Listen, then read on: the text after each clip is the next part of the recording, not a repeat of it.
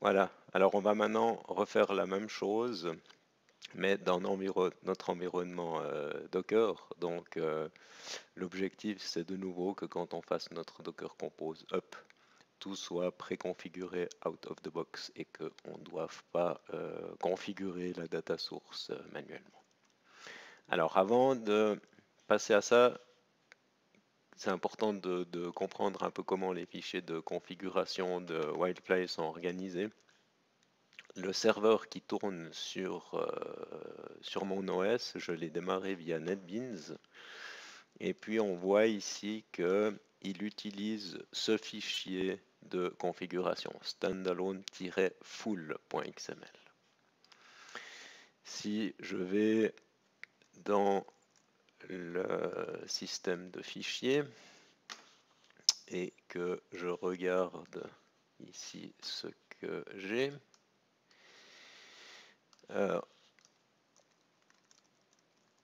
on va aller dans standalone, on va aller dans configuration, et puis là on voit qu'on a un ensemble de fichiers. Si je fais un ls-lrt, je vois que le dernier fichier qui a été modifié, c'est standalone full.xml. Ce qui s'est passé, c'est que quand j'ai fait les modifications via l'interface web, Wildfly a modifié ce fichier. Donc si j'ouvre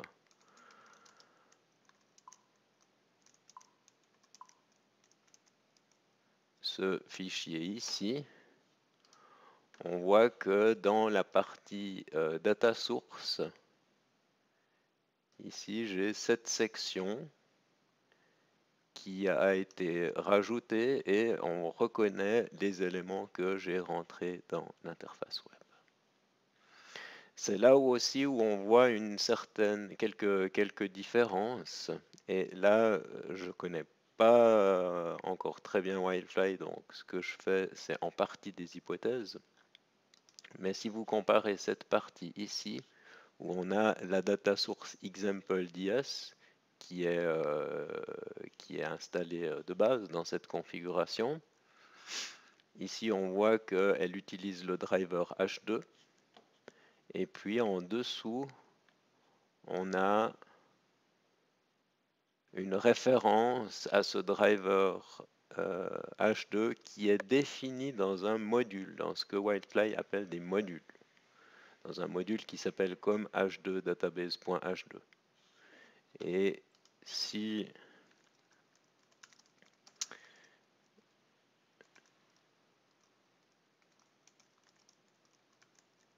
je viens dans le répertoire principal et que je descends dans modules, donc j'ai dit que c'était org.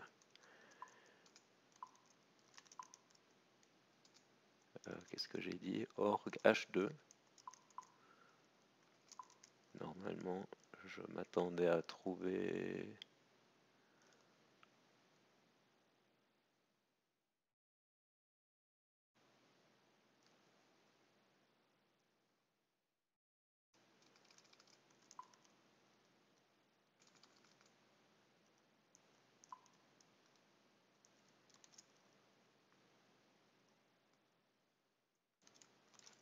Non, c'est comme H2. Comme H2 database main. Vous voyez qu'ici, il y a ce fichier module.xml. Et ici, c'est là où je déclare pour Wildfly et je dis qu'il y a un module qui a un certain nom qui pointe vers un jar. Donc ça, c'est une chose que j'aurais pu faire. Au lieu de faire l'interface web, j'aurais pu, à côté de H2 ici,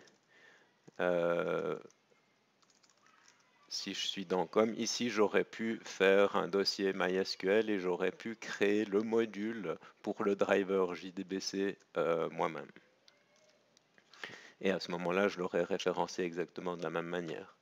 Ici, comme j'ai fait le déploiement en disant je déploie le jar, comme de la même façon que je déploie un war, vous voyez que le driver ici, il est référencé ici. Donc c'est là où les choses sont un peu différentes. Donc ce que je vais essayer de faire, c'est d'utiliser aussi cette syntaxe et puis de télécharger le jar. Je vais faire ça finalement. Les deux manières sont probablement assez équivalentes. Ok, très bien. Donc, ce qu'il faut faire attention par contre, si maintenant je vais je vais ouvrir un autre terminal.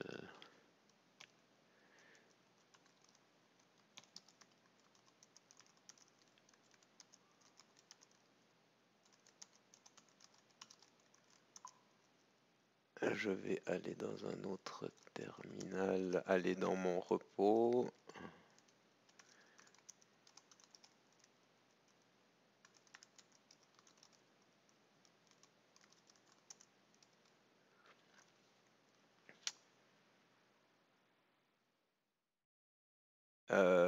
Ici, donc ça c'est ce qui va être exécuté quand quand le container Wildfly est démarré. On voit qu'il y a le script standalone sh qui est démarré.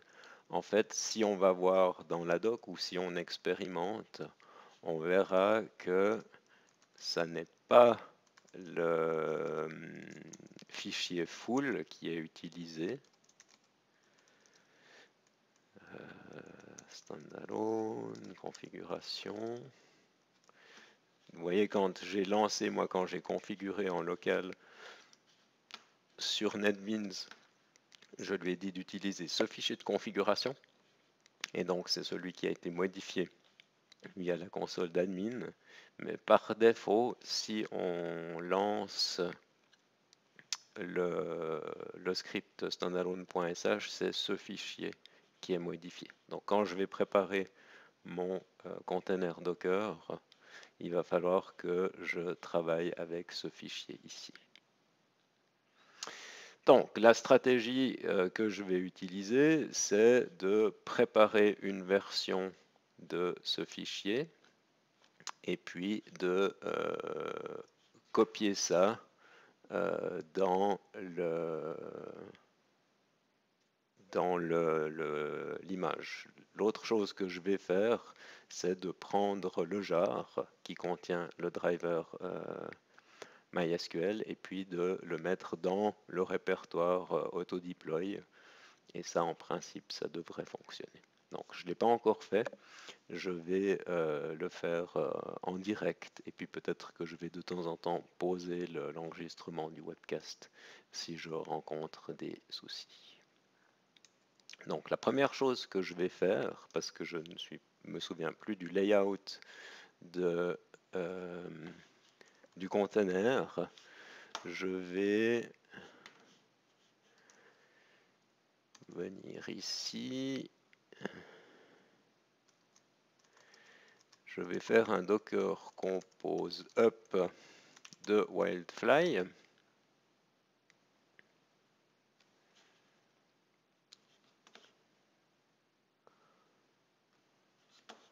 Et puis, je vais ici faire un docker exec-it. Alors, mon container s'appelle topology amt Wildfly. Et puis, je vais ouvrir un shell.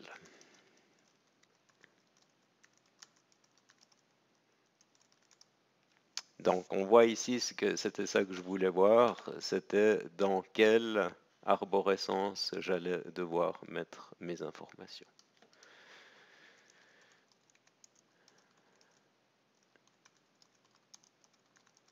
Et donc, c'est ce fichier qui s'appelle standalone.xml que je vais vouloir setter et enregistrer avec une commande add ou copy. Je Je vais regarder à quoi elle ressemble. Mais en principe, je pense que c'est la même. D'accord. Donc ça, c'est ce que je vais vouloir utiliser. Et donc, ce que je vais faire ici, c'est un copy de data standalone.xml.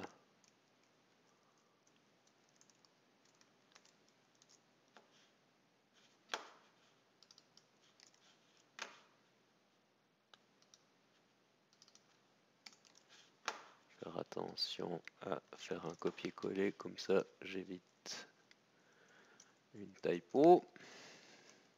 Donc je prends tout ce qu'il y a dans le dossier local standalone et je mets ça dans cette configuration.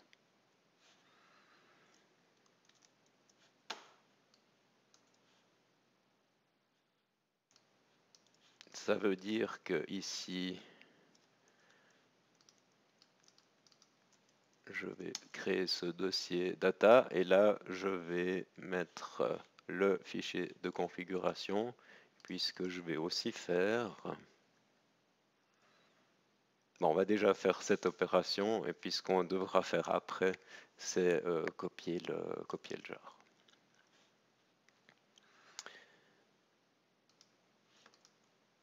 Donc là,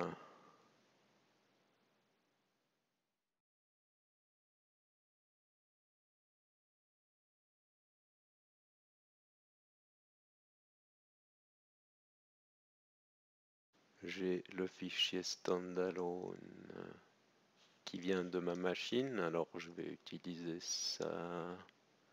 Est-ce que c'est une bonne idée de le copier comme ça? On va essayer.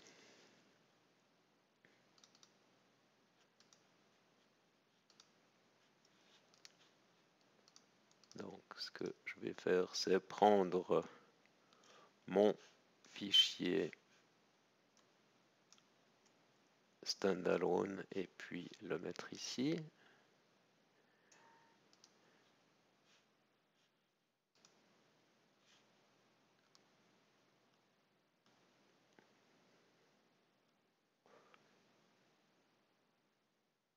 Et puis on voit ici que j'avais fait des tests, donc j'ai encore des choses qui traînent que je vais supprimer. Donc je vais retirer ici ce data source. Je vais retirer le driver.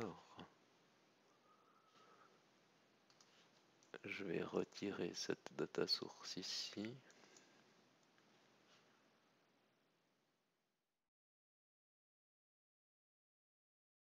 D'accord. Et puis, ce que je vais faire, par contre, c'est prendre ce que j'avais donc dans le standalone full, et puis je vais prendre la configuration que j'avais faite localement.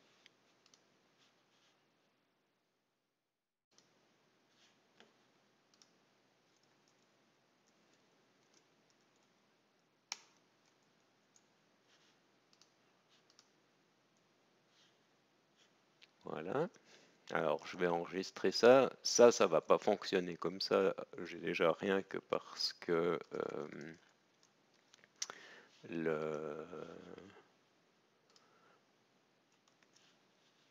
le jar n'est pas dedans. Mais par contre, je vais faire un premier test. Donc, je vais faire mon Docker Compose up --build de Whitefly. Et puis, je vais me reconnecter sur le container et voir s'il a bien pris le fichier. Alors ici, il y a des erreurs et puis il dit qu'il y a des dépendances qui ne sont pas remplies. Ah, Ben voilà, donc on voit ici qu'il a bien ici essayé de définir une data source, mais qu'il n'a pas les connecteurs. Donc ça veut dire que la première étape, la configuration, s'est bien passée. Je vais quand même me reconnecter ici, et puis on avait vu la première semaine du bootcamp que dans les serveurs d'application, il y avait des dossiers spéciaux qui étaient monitorés par Whitefly, et puis que si on mettait des fichiers dans ces dossiers spéciaux, eh bien, ils étaient détectés automatiquement. On a déployé automatiquement. On a ici ce mode auto-deploy. Donc, ce que je recherche, c'est de voir où se trouve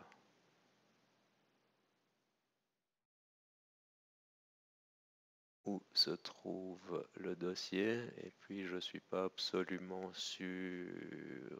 Oui, alors ça, il faudrait donc vérifier. Donc on voit que dans le standalone.xml, on le configure, et c'est ce dossier ici.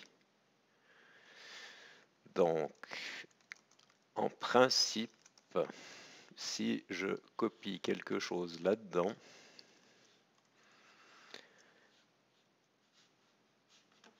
je devrais pouvoir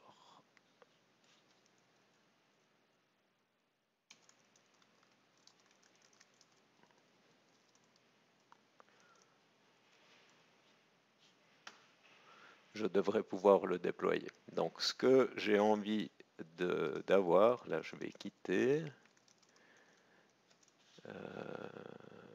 je vais revenir dans ma topologie, arrêter ça, je vais copier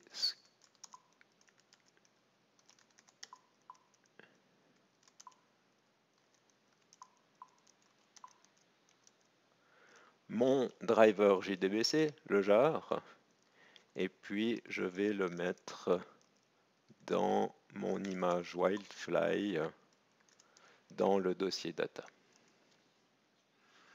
Et puis j'ai ici le nom du fichier. Donc en principe, si je copie le fichier et que je le mets à l'intérieur de deployments, il devrait au moment du déploiement, au moment du démarrage, il devrait le déployer, donc il devrait être à disposition ici. Alors on va faire le test. Si ça marche, tant mieux. Et puis si ça marche pas, je mettrai le webcast en pause pour investiguer. Alors, j'étais au bon endroit.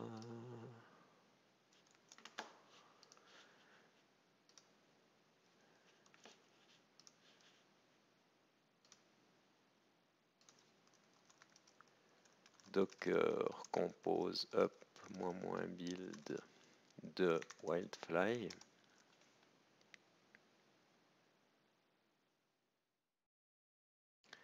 Alors, on va voir s'il déploie. Et puis, s'il déploie, on voit que c'est prometteur puisque j'ai plus de messages d'erreur.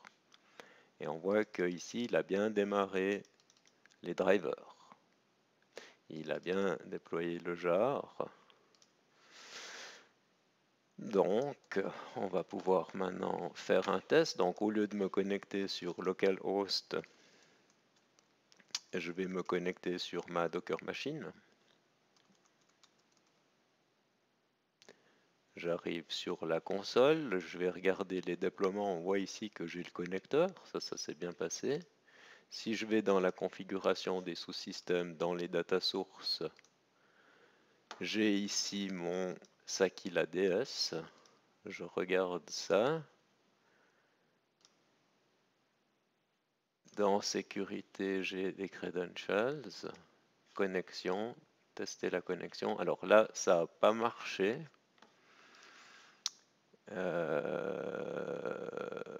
Oui, alors ici c'est pas correct. Ce que je dois utiliser c'est le... Bon, normalement ça aurait quand même dû fonctionner, mais là ce que je devrais utiliser c'est l'alias par rapport à ce que j'ai mis dans le Docker Compose.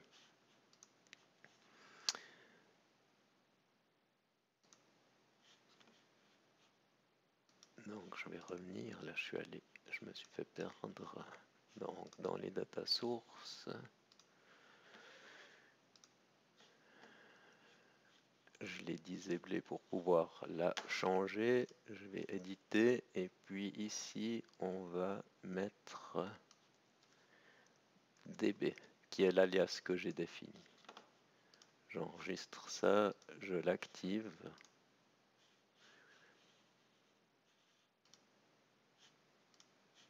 Là il l'a pas pris. Alors j'ai remarqué en faisant des tests avant que de temps en temps il devait redémarrer le serveur pour prendre en compte les choses. Ici, on voit le serveur reload is required. Le problème, c'est que si je fais ça, mon container risque... Ah non, je pensais que mon container allait mourir. Donc, on va revenir dans les data sources. On va regarder ici et on va refaire le test. Ça marche toujours pas. Alors, pourquoi est-ce que ça marche pas? Connection is not valid.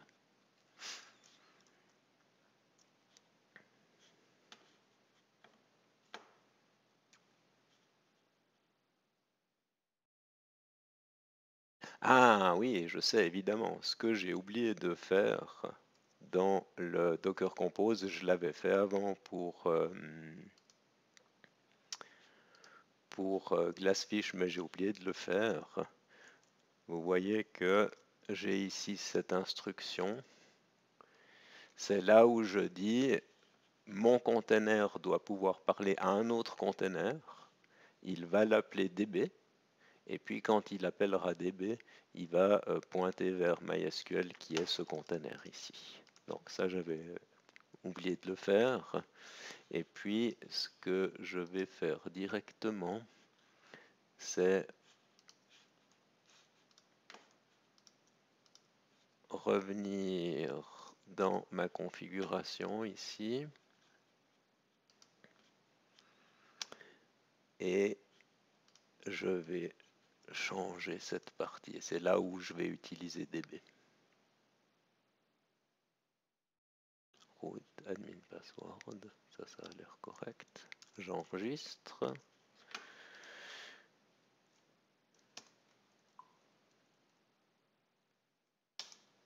Je vais relancer Wildfly.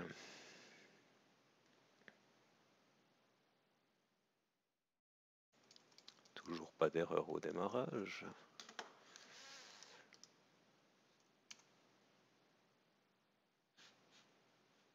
Configuration, sous-système, data source.